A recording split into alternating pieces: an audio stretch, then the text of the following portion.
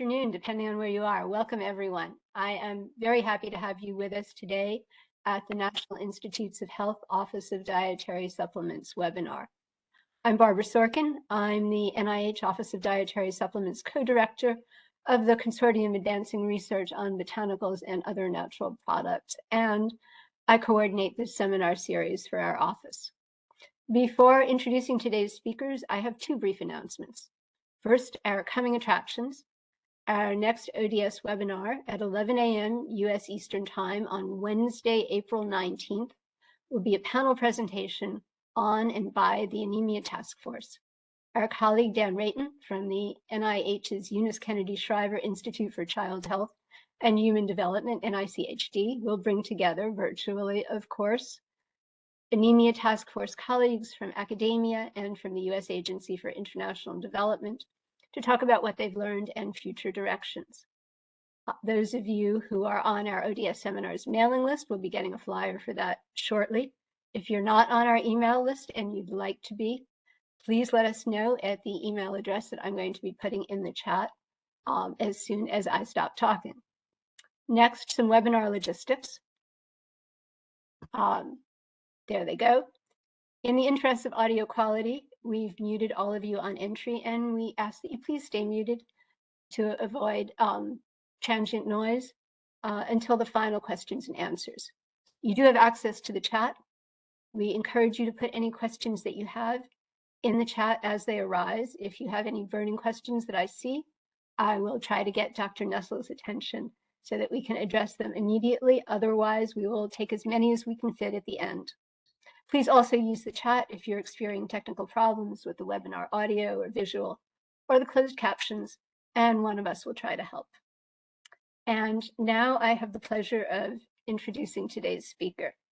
For many of you, an introduction may be superfluous. Many of you may know Dr. Marion Nestle from her Food Politics blog, from one of the 9 or more, by my count, films that she's appeared in.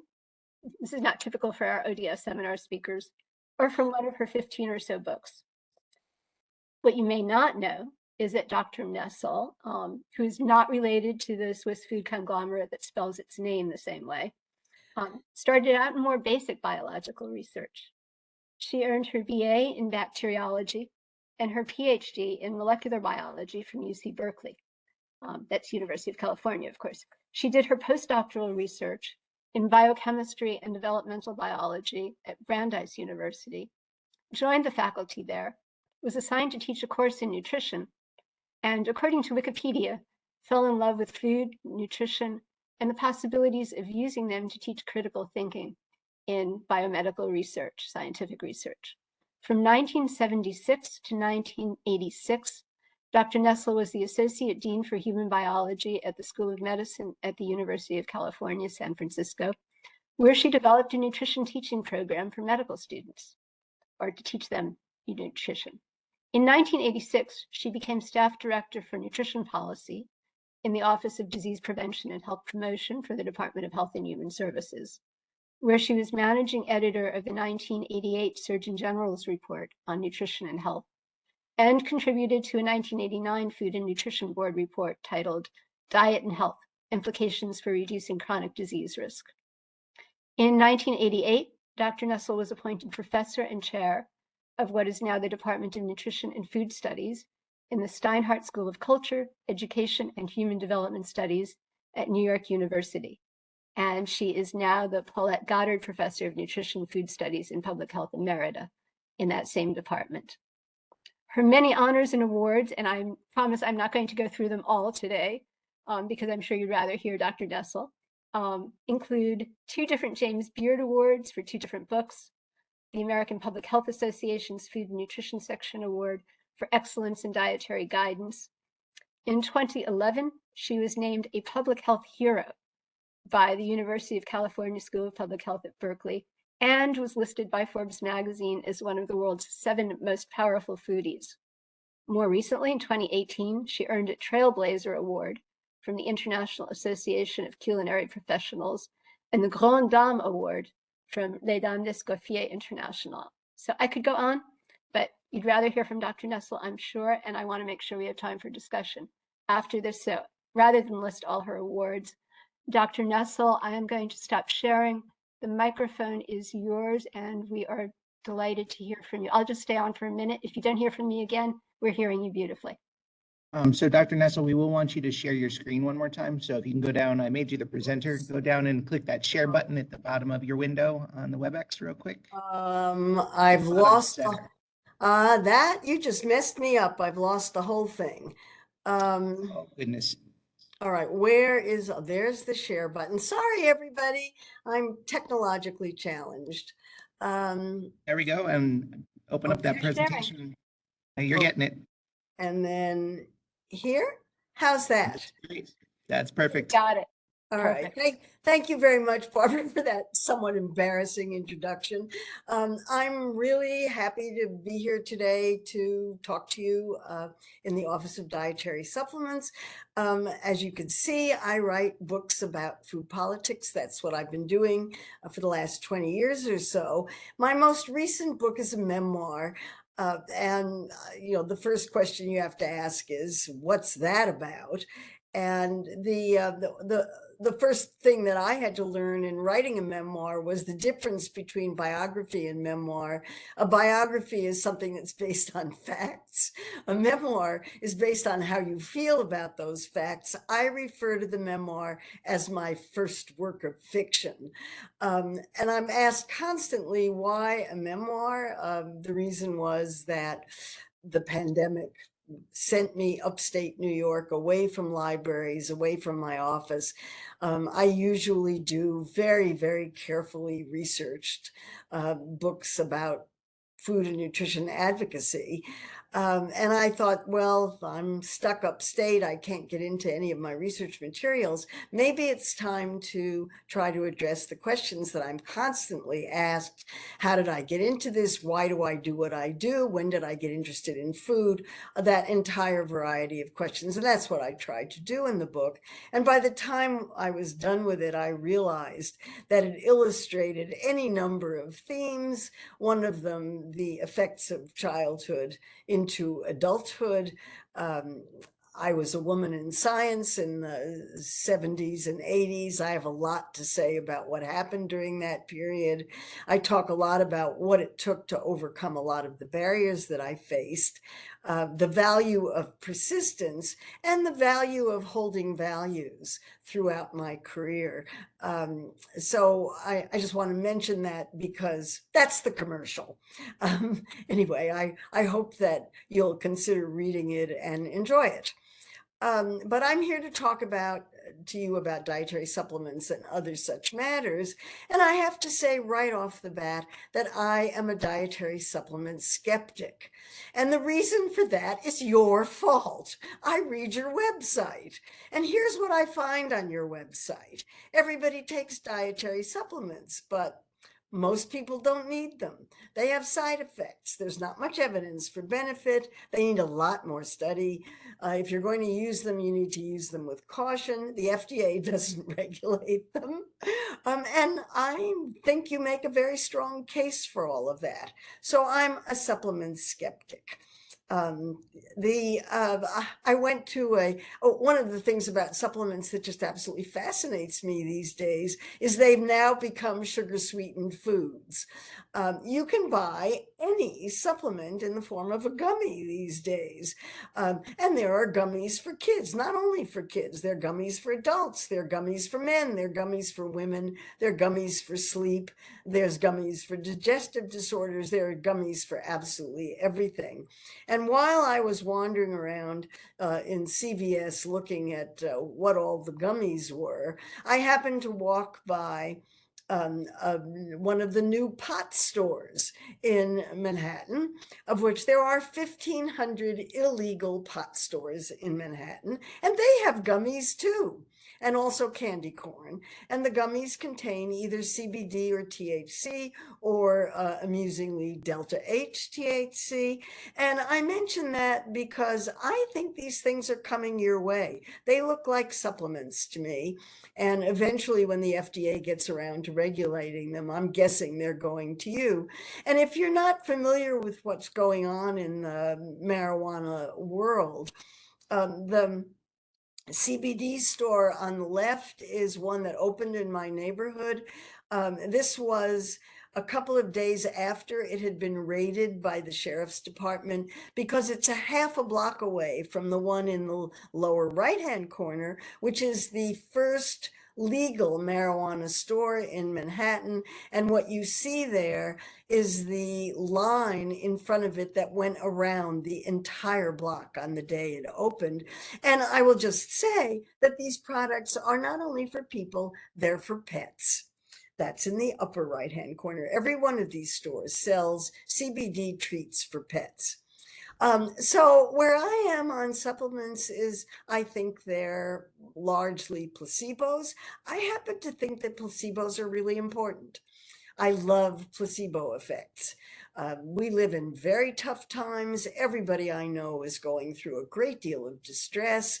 Very, very difficult for people right now. And if all it takes is a dietary supplement to make somebody feel better, I'm not going to argue about that. But my bottom line on supplements is I think they're about beliefs, not science. It's perfectly clear that they make people feel really, really better. They're mostly safe. They don't cost much. They are absolutely here to stay. I think you have job security. I wouldn't worry about it. But that's not what I'm going to talk about today. I mean, I need to explain right off the bat that the world divides into two categories, lumpers and splitters. Splitters care a lot about dietary supplements, individual nutrients, individual herbs, individual foods, individual pieces in the food supply. I turn out to be a lumper. I'm a tree person, not a forest person. And I like to boil the essence of what I'm talking about down to something that's really pretty simple and straightforward. And the easiest place to start with that is on dietary advice, which to me is so simple that the journalist Michael Pollan can do it in 7 words: eat food, not too much, mostly plants. I really think that that covers the territory, and everything else is on the fringes. This is the basics. If you do this, you're going to be eating just fine. I'll modify it a little bit later when I talk about some other things. But what I thought I would do today would be to talk about the kinds of things that are on my mind and what I think are the major achievements in public health nutrition of the last 10 or 15 years. I think public health nutrition has really changed, and there are some very, very important things that are going on with it that really change the way I think about nutrition and certainly move me even further away from individual nutrients into foods and into diets. And I want to start just to recognize that as part of the tough time that everybody is going through, we're still in the coronavirus, the COVID-19 pandemic. Just 2 years ago, everybody was upset because there were 500,000 deaths. Those deaths have now doubled. And they've doubled mainly in the groups that are most at risk, and those are older people and especially older people who are Native American, Hispanic American, Black, and so forth. And we have great disparities in the death rate for COVID-19. And that brings me to one of the things that I think is just hugely important to talk about, which is the social determinants of health. Because once you start thinking about social determinants of health, which include racial and ethnic discrimination, access to health care, location, where people live, how much money they have, how much education they have, what their communities are like, and of course, food, then you're talking about basic causes, what public health people say are root causes of obesity, chronic diseases for which obesity is a risk factor, and severe outcome from COVID-19. And these are all inextricably linked. You can't separate them. You cannot talk about one without talking about the other.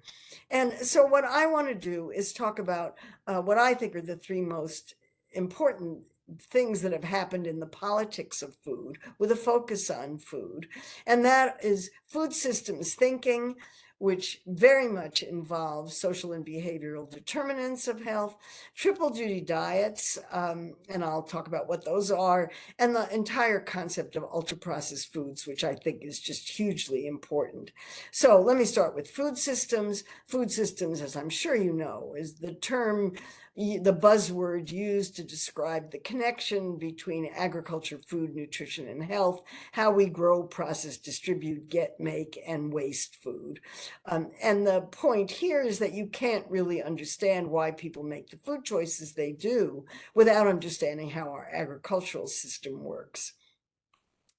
And here's our agricultural system in a corn cob. I really love this slide because it says so much about how our food system works. And what it says is that of the astonishing amount of corn that is produced in the United States, roughly 60% of it goes to feed animals one place or another, 30% of it goes to fuel automobiles, leaving very, very little for human food. Our food system is not based on how to feed people healthfully. It's how to feed animals and how to fuel automobiles. And it's also based largely on extremely low-wage workers, farmers, fishermen, and agricultural workers, as this particular cartoon shows. And we learned a lot about that during the COVID pandemic when the president invoked the Defense Production Act to force meat plants to stay open. And we now know that the meat companies drafted that executive order and that they took great advantage of it in raising prices and growing their profit margins, very much at the expense of the workers in those plants. And Jose Andres, the extraordinarily heroic chef, who is doing just amazing work these days, sent out this tweet in April 2020 that I think describes what happened during the pandemic in a nutshell. On the one hand, we were destroying food because the supply chains had broken down and there was no way to get that food to people who needed it. And so in this case, it was potatoes that were just being destroyed, while at the same time, people were lined up in automobiles for miles in order to get handouts for food banks. So that's our food system.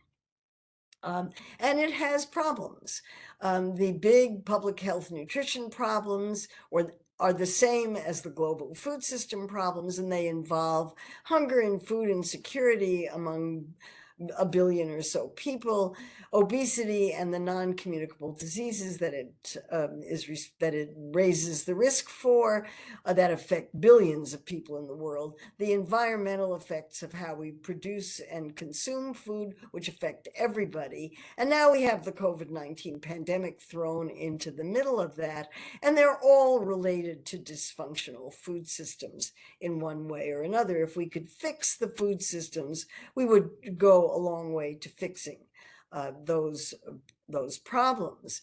And many analysts have said that the underlying root cause of the dysfunctional food system is that it's profit driven. This seems to me to be stating the obvious, even though nobody talks about it very much. But food companies are not social service agencies. They're not public health agencies. They're businesses with stockholders to please. And whenever anybody says to them, you've got to make healthier food, if you can't pay for that healthier food, if it's not going to keep the profits as high, they just aren't going to do it because their stockholders won't let them, is what they will tell you straight out. And unfortunately, the healthy foods are the least profitable, and the unhealthiest foods are the most profitable. So that's also a basic underlying problem in the food system.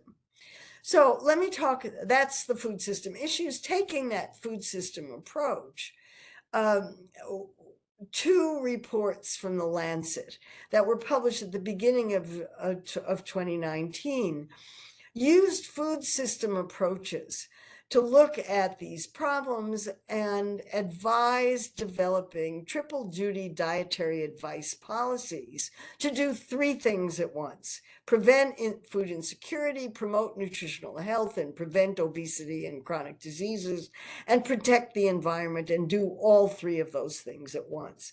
The first of those report was the Eat Lancet report, and it asked a fundamental question: how can we feed a population estimated to be 10 billion in not all that many years and stay within healthy planetary boundaries? That was the basic question that they asked. And what they came up with was a dietary plan that looked like this plate. Actually, it looks like my plate, for those of you who are familiar with it, a point that I will return to. But the diet that they proposed was one that contains 50% less meat and twice as many plants. And this diet is aimed at people who are in industrialized countries. So cutting meat intake in half, particularly red meat, beef, and twice as much in the way of plants. The reason for that largely had to do with the climate effects. Animal-based foods have an enormously greater effect on greenhouse gas emissions than do plant-based foods. So if you eat more plants and fewer animal foods, you will be creating fewer greenhouse gas emissions.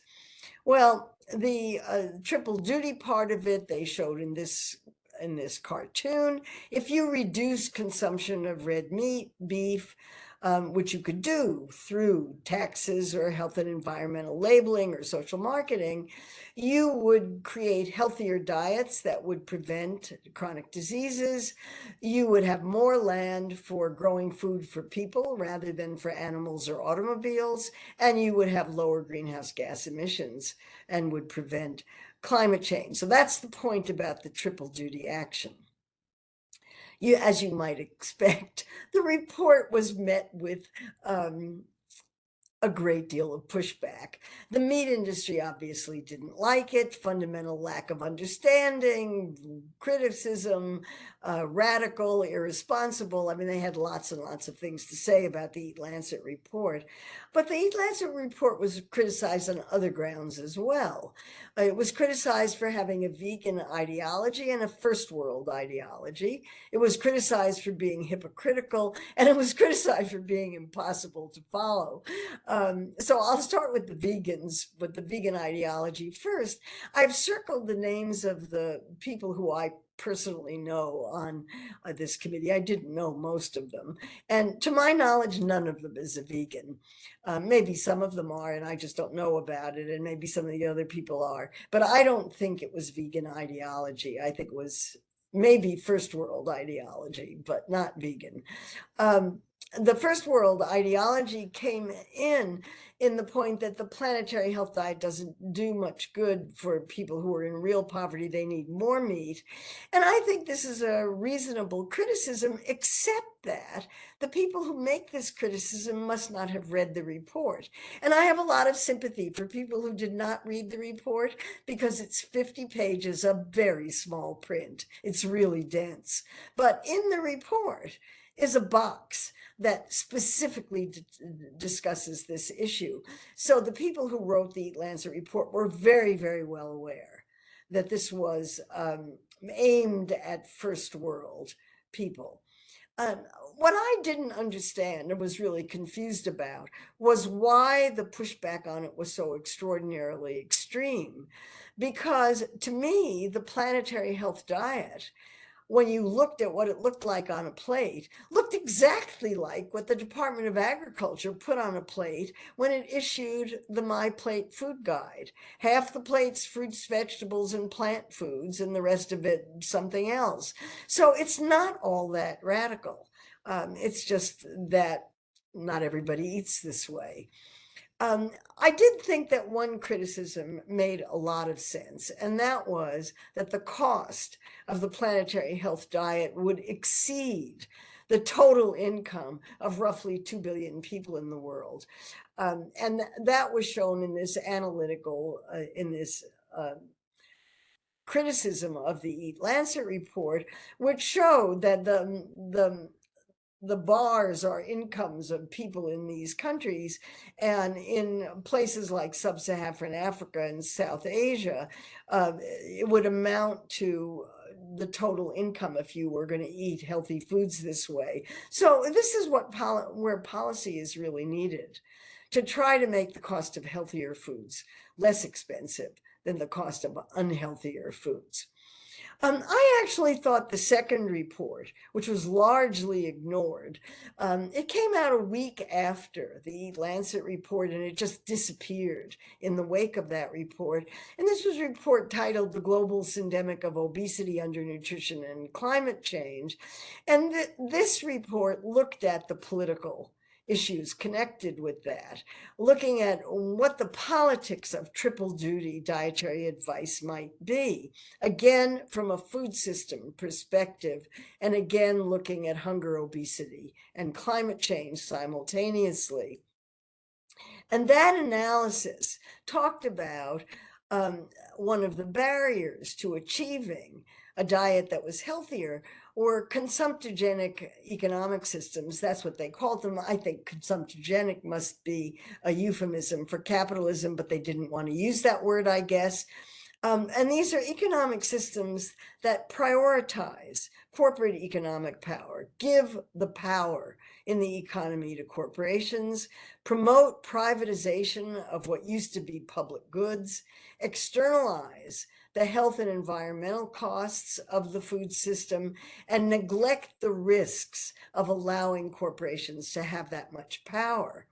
And their analysis continued to say that the reason we have this situation is because of what they called policy inertia, with policy inertia being due to weak governance, governments captured by corporations, powerful food industry opposition to public health measures, and weak civic demand for doing anything about either one of those.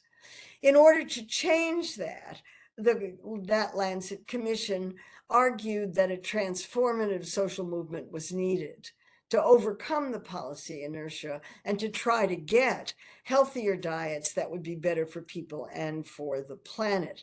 I think an extraordinarily important report. I had never seen this kind of an analysis in a major medical journal before.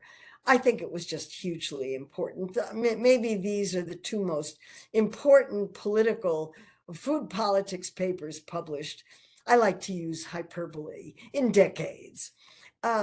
So one of the things that the Global Syndemic Report did was to issue a roadmap for food industry regulation that included such suggestions as stopping subsidies and tax breaks for food corporations, requiring them to pay for cleaning up the Gulf of Mexico and for the health costs that are associated with unhealthy foods, for opposing, just stopping the food industry from opposing public health measures, keeping them out of it, keeping them out of public policy, arguing that the food industry should not have a seat at the table when public policy issues are discussed, controlling their conflicts of interest, requiring them to declare where their political donations are going and make those public, and holding corporations accountable for the harm that they're causing. Again, a very, very strong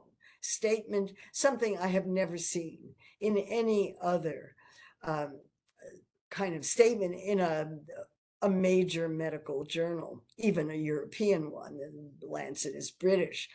Again, triple duty action. If you restricted commercial influences, you would reduce the opposition to public health policies, you would reduce corruption and would be able to spend a lot more effort on reducing policy, and you would reduce the opposition to climate change. A really interesting way of thinking about it that I think deserves much, much more attention than it got.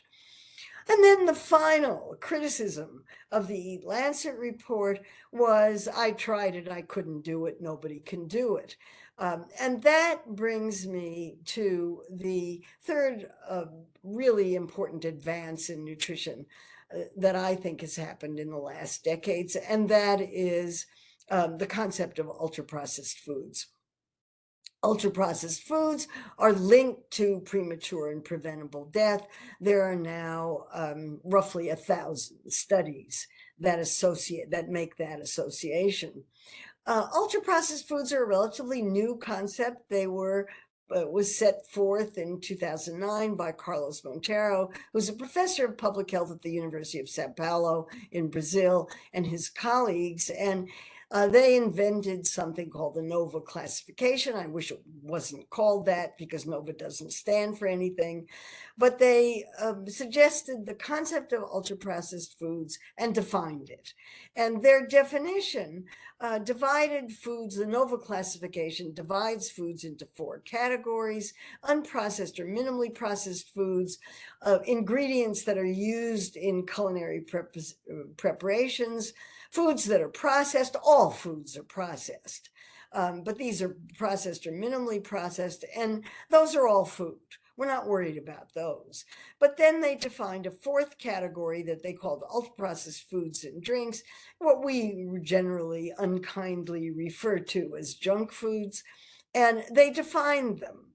And the definition is a complicated one, and if you get really detailed about it, there are exceptions to it, but basically it's pretty easy to understand. These are foods that are industrially produced and have no evident relationship to the food that they came from. You can't tell by looking at them what foods went into them. They cannot be made in home kitchens. That's actually my shorthand definition of ultra-processed foods. If you can't make it at home, it's ultra-processed.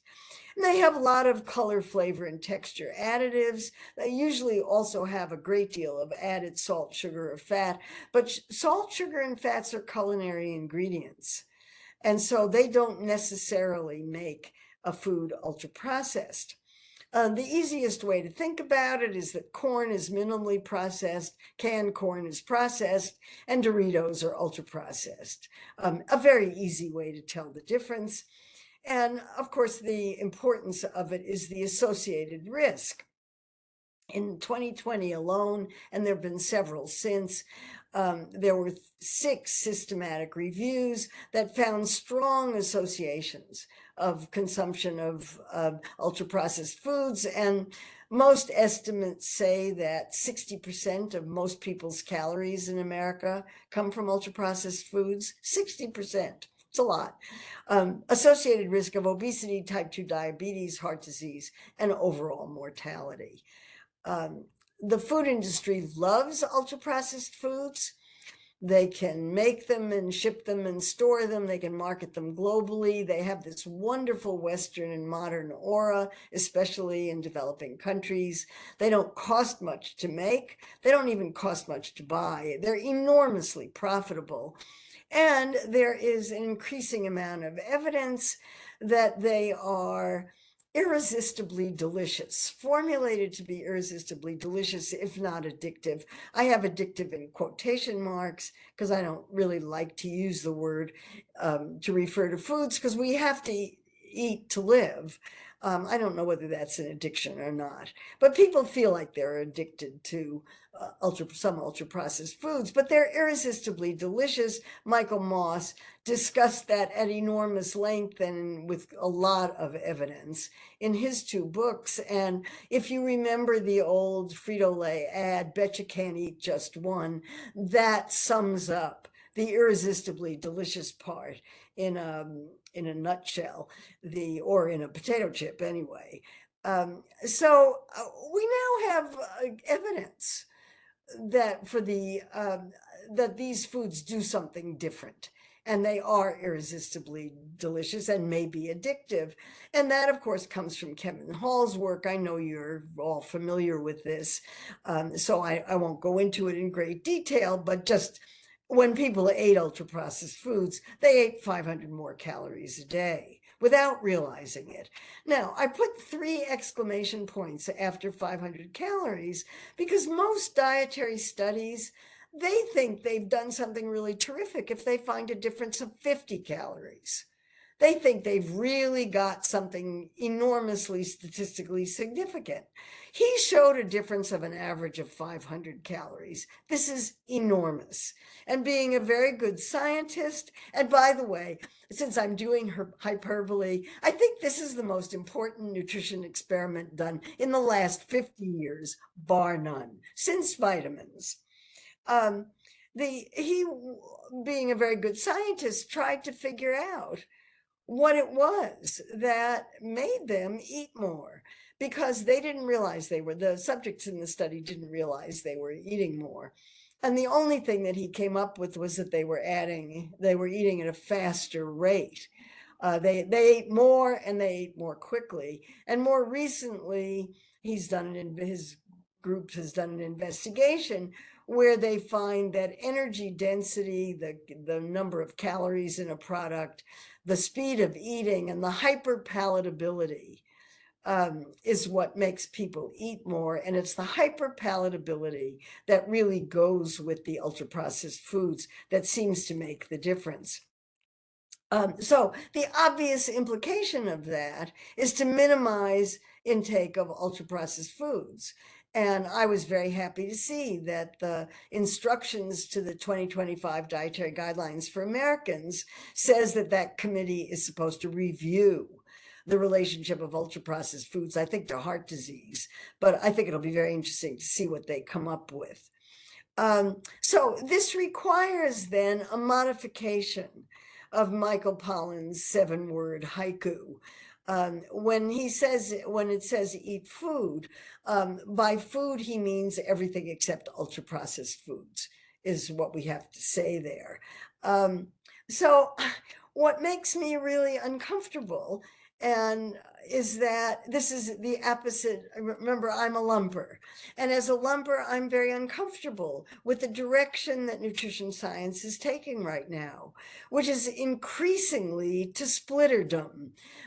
We now have precision nutrition as the NIH's imprimatur on where nutrition research is going.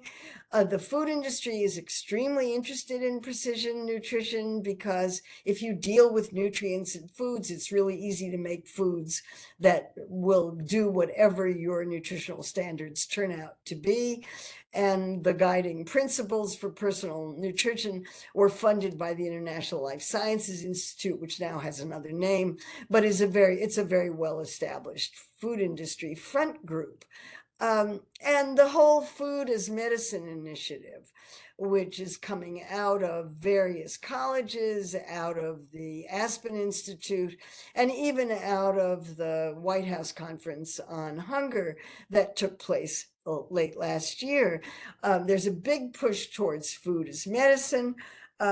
And I just saw an article in Progressive Grocer, which is a magazine for retailers, and it says, food is medicine is the biggest retail opportunity you have ever seen. All you have to do is expand your supplement sections.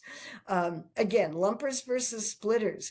So as I said, when I started out, I think supplements are here to stay.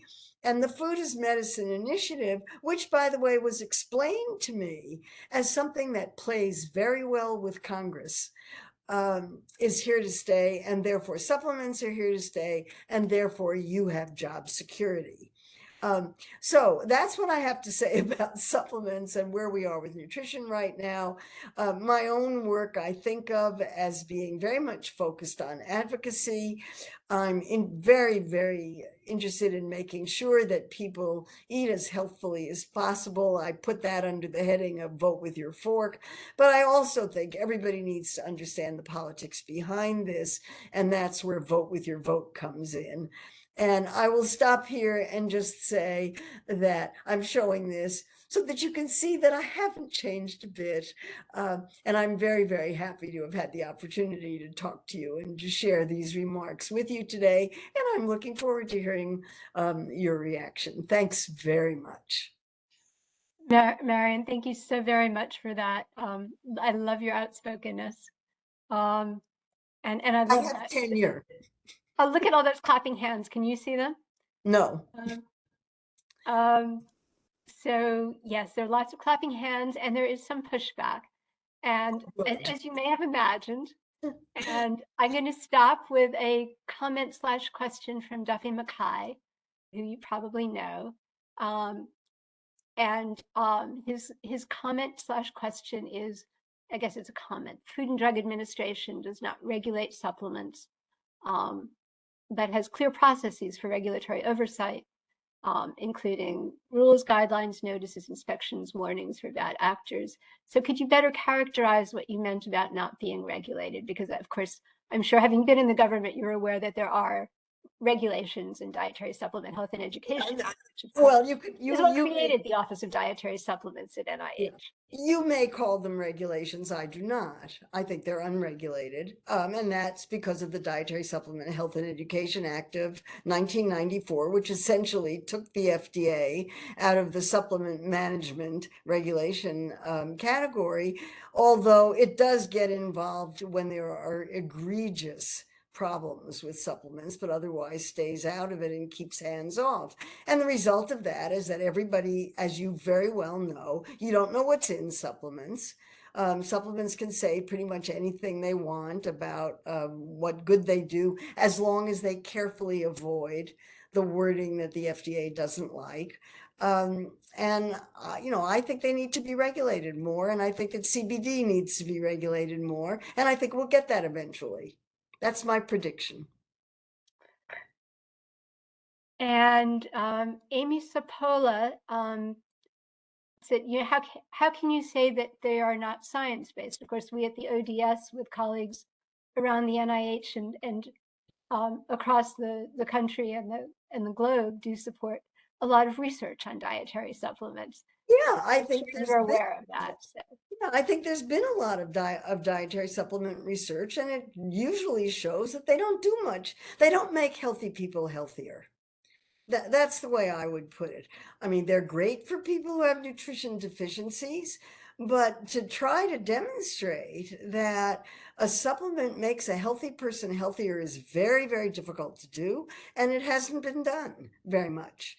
There are a few exceptions and a few things. I think I just picked some eye product where there's a big study that supports some eye product. You look at that study carefully, doesn't show much, but okay. I think overall, remember, I'm a lumper. So I'm looking at the big picture of this, and I think the big picture of this shows that dietary supplements don't make healthy people healthier. You're talking there, of course, about the big ARID study at the National Eye Institute and elsewhere at the NIH. And yes, yes. So I have a question. Chair's prerogative here, and there are lots coming in from our attendees, and still clapping hands coming in. The food industry. If the subsidies and the tax breaks were not there for what becomes ultra-processed food, for the so-called commodity crops, would they still be substantially cheaper than fruits and vegetables to produce? And is it the transportation that makes it more expensive to get fresh fruits and vegetables to people, and the centralization of the industry? Well, is it inherently, are fruits and vegetables inherently more expensive? Yeah, fruits and vegetables are inherently more expensive because they spoil. They have to be kept cold. They have to be kept really cold, and they have to be very carefully attended to during the transportation. But it's not only the subsidies. It's things like, the marketing expenses deducted as business expenses, that kind of thing. But that's not inherent in the product. It's not inherent in the product, but it makes it means that billions of dollars can go into advertising and marketing, which fruit and vegetable producers can't afford to do. So the system is rigged in favor of processed foods, and people love them. I mean, there is that, there's, the food and the processed food makers will tell you, we're not forcing people to eat our products, but they go to a lot of trouble to make them irresistibly delicious. I don't like to use the word addictive, irresistibly delicious. You sit in front of a bag of potato chips. Really, you can't eat, maybe you can, I can't eat just one. I love ultra processed foods. I just try not to eat them in very large amounts. And I try not to make it 60% of my calories. But I think for a lot of people, it's very difficult to avoid them, and they are cheaper. And they have more calories. And if you're hungry, you want calories. Yeah, and we all love. I mean, we have built-in drives to get calories and salt, and fat. So let's see. I'm starting from the bottom because there are so many comments. So one from Stacy, who says in her cancer patient population, 91% were taking supplements with many interactions. So there can be interactions and side effects. And maybe this is where I get to push back. Well, no, you answered this question. Of course, there is research, and the research is not showing clinically significant benefits in people who are healthy, was what you said. And I'm not going to push back against that. Let's see. Can I say something about cancer? Please.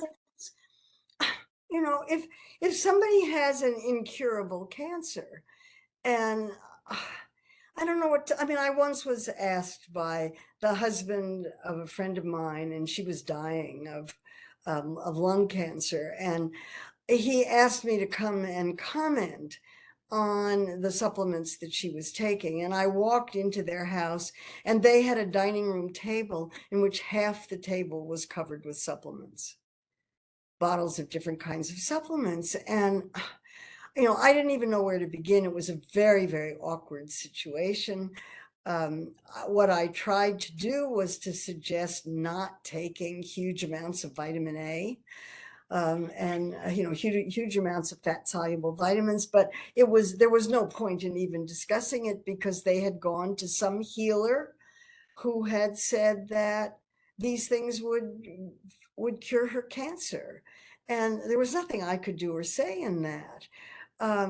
These are belief systems that don't have anything to do with evidence.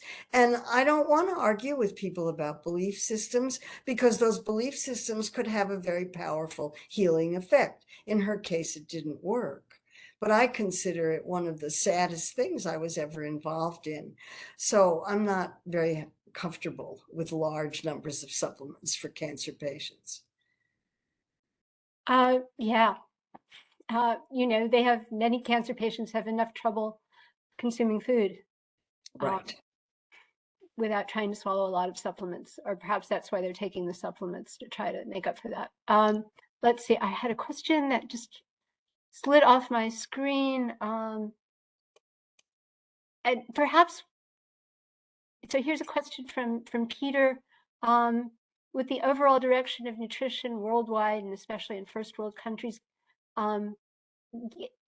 processed foods and less transparency, he says, gaining momentum, other than individually voting with our forks, what can we or anyone do to substantially disrupt the current system? Well, I think you need, I say run for office. No, I mean, that's my answer to that. You have to have political power. And the question is, how do you get political power? Well, you do that by electing officials who reflect the kinds of belief systems that you have. You do that by taking jobs in agencies where you might have some power over how the system works. You try to get together with groups. You do basic fundamental advocacy. That's what I try to teach students in the teaching that I do, and in the lectures that I give, is that there are ways of doing advocacy that are likely to be more effective than other ways. And certainly the people who are in power have used that, and you have to do what they've done. You got to do that. And, for our students don't want to, my students don't want to be in politics. They think it's dirty. But I think the politics is very important. It's the only way that you get power in this society, and also difficult. So maybe not grassroots, but fruit tree roots and tomato plant roots. All kinds, anything that you can do from the bottom up or the top down. Join local school boards if you want to change school lunches. Join the school board. That brings the question that I wanted to ask. And this comes back to your lumper versus splitter question. And, I've often thought about Michael Pollan's 7 words. And why do we need all these regulations on individual vitamins and minerals when we know the answer is to eat food, a variety of colors. And what keeps coming back to me is if you give people who are serving institutionalized meals like schools or prisons, or nursing homes, if you give them, do they have, right now, do they have to feed people nutritious diets? Are there any requirements for what they feed people? And how would where would your RDAs come from if you didn't break it down, if you didn't split it out into individual nutrients? Well, you could do food groups. You could say this number of portions of meat, dairy, vegetables, fruits. You could do a My Plate and talk about ketchup a vegetable. Well, I wouldn't say so. But that, that gets, so that there are always going to be things on the margin, and the food companies that are making profits off of school food are always going to find ways to get around whatever the Department of Agriculture tries to do in the school food rules. But school food is much better than it used to be. And so the rules have some value, even if not every school can implement them as well as some schools implement them better than others. I mean, my impression of school food is that it's very dependent on the individuals who are working in a school and on the specific school district. If you're in a school where people think that feeding kids healthy is a really good thing to do, somehow the food's pretty good and the kids eat it. One tends to be hungry at lunchtime in school. There's a question that has gotten a thumbs up, so I will go ahead and ask it. It's quite nitty gritty. Would you consider bagged popcorn with oil and salt as being processed or ultra processed? Oh, I'd have to look at the ingredient list. It's right. It's one of those things that's right on the edge. If you can make it in your home kitchen, it's probably not ultra processed. I don't know if I could take an ear of corn and pop the kernels myself. No. Well, they're just dried, aren't they? I mean, you cook them in a pan. Okay. I mean, there's a special kind of corn that does that. I don't know. I think it's on the edge. I'd have to look. As long as we're going nitty gritty, I have a question. Where do insects fit into this the hierarchy of foods in the Eat Lancet, and safely for the planet, growing enough food to feed us all healthy? I'm not sure that the Lancet people talked about insects. I suspect they didn't, but there's lots of interest in eating them. I'm not interested personally. Oh, crickets, yummy. But I've certainly seen them and I've certainly tasted them, and they're kind of crunchy. But if I have a choice, it's not going to be high on my list. My colleague, Dr. Johanna Dwyer, in the Office of Dietary Supplements, says many people follow your blog with great interest. Are there any blogs you regret putting out, or anything regarding food and nutrition? I'm sorry, I didn't understand the question. Say it again. Any blogs that you regret? Anything regarding food and nutrition? Regret? Yes. Do you have any regrets, or are you like Frank Sinatra? Regrets about what? I'm confused. I'm sorry. Regrets about anything that you've written in any of your blogs? Oh, probably, but I don't remember. I've been writing a blog since 2007, and I'm well past the point where I can remember what I wrote. I'm sure there are things that are in there that I wish I hadn't said, but I can't think of any offhand. Here's one from Duffy Mackay. Says that the Centers for Disease Control and Prevention, the CDC, says all women capable of becoming pregnant should supplement with 400 micrograms of folic acid. And the Thyroid Association says to add iodine. Duffy says we need to balance this conversation. Any thoughts about that? Oh, sure. Iodine is the one nutrient where there is clearly a need for supplementation for people who live in geographic areas. It's the one geographic one where if you live in a geographic area where there's no iodine, you need to have iodine supplemented. And folic acid, there's evidence that it prevents neural tube defects. I'm in favor of making sure if people who eat fruits and vegetables ought to be getting enough fruit and vegetable, ought to be getting enough folic acid, but I don't have any objection to folic acid supplementation.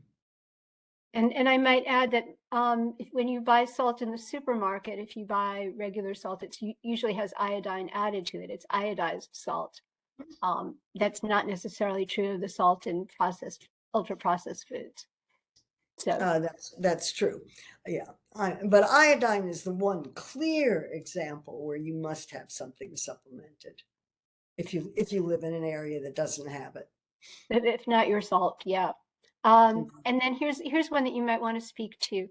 A comment that it seems that you need to understand what minerals and vitamins your body may be in need of to determine what you need to take in, whether through foods or through dietary supplements. Yeah, now we're into precision nutrition. I'm all for precision nutrition and finding those things out if you've got the money to do it. And if you've got a healthcare provider who can do that for you, but most people don't. So, if you eat a healthy diet, you're doing pretty well. And let's see, my colleague Ashley Vargas at the Nutrition for Precision Health initiative here at the NIH. I'm trying to scroll back to Ashley's comment. But in the meantime, I would ask about the idea of food for medicine. And I've heard the argument that so many people are, because of the cost of healthy food, less processed food, have difficulty getting it. And if medical personnel could write prescriptions as they discharge people from a hospital visit or something, it would make it easier for them to get the healthy food that they need to stay healthy or become healthy. Thoughts on that? Yeah, I mean, there are lots of such programs, and the programs are being evaluated, and they do wonderful things for the people who have access to them, but not very many people have access to them. So if we're going to do that kind of thing and make fruits and vegetables available to people who really don't have the money to buy them, we need a much bigger policy. But those approaches are turning out to be quite valuable for the people who are lucky enough to be in such programs. And here's Dr. Vargas's comment is that the focus in the Precision Nutrition Initiative is on whole diet interventions, not supplements. So she's hopeful that it will align with the lumper view. Thank you. I'm glad to hear that. And then secondary findings for specific ingredients, nutrients. And I think a lot of people are looking at using the huge amounts of data, big data that we can handle now to try to pull out individual nutrients from whole diet data. And we are running right up against noon, and I'm seeing lots of thank yous. Somebody asks about GMO food. Why? What's the question? That's it. Li Ping says they'd appreciate your view on GMO food. What do you think of its nutritional value, commercial value, and long-term impact on the community? I think the issue about GMO has much more to do with politics than it has to do with nutrition. But if you want to avoid them, I cannot believe the number of products in supermarkets that have non-GMO on them. So they're pretty easy to avoid. I think this has been pretty rollicking, and you've gotten the pushback you expect. And I think a lot of people have loved this and learned a lot, and it was fabulous. And it was just wonderful having you. And it was wonderful having all of you who joined us and asked a gazillion questions. And we will see whether we can get you answers. So thank you so much, Dr. Nestle, for joining us, for doing this for us. Oh, my pleasure. And I'm sorry I couldn't see the questions or any of the chat. So, There are so many. I could have used an assistant trying to keep up with them all. so if you want to summarize it and send it to me, I'll be happy to respond to the questions. Fabulous. Thank you, thank you, thank you, thank you, thank you, all of you online, and we hope to see many of you, if not all of you, next month.